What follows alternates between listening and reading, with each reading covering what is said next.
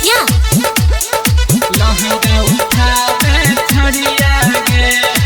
लाडली recording studio Chausa बाजार। छोरो हिंदी और पंजाबी मैथिली गाना बजाबा, नाचे के खूब मन करे छे वॉल्यूम तनी बढ़ाबा, नाचे के खूब मन करे छे वॉल्यूम तनी बढ़ाबा। छोरो हिंदी और पंजाबी मैथिली गाना बजाबो, नाचे के खूब मन करे छे वॉल्यूम तनी बढ़ाबो। देखे छौरा सब धरे ने पंजरिया रे, नमरी ले या तू हजरिया गे नमरी ले या तू हजरिया गे लहंगा उठावे छड़िया गे नमरी ले या तू हजरिया गे लहंगा उठावे छड़िया गे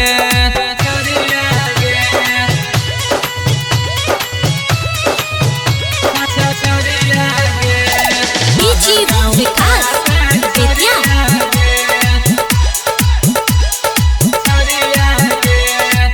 रे छौरा तोरा की बोले परेशानी छौ, कम सिन तो हर जवानी छ रे छौरा तोरा की बोले परेशानी छौ।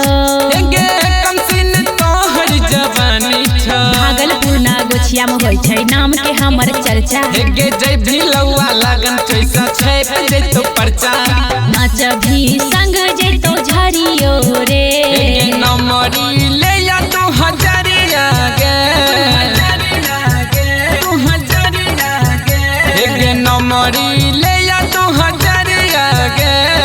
लहंगा उठावे छड़िया गे नमरी ले या तू हजरिया गे लहंगा उठावे छड़िया गे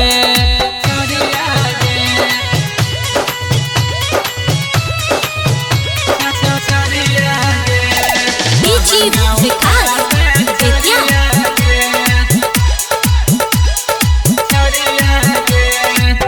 आँख के शोभे हमर कजरा रे, डीजे पे करे भी जन झगड़ा गे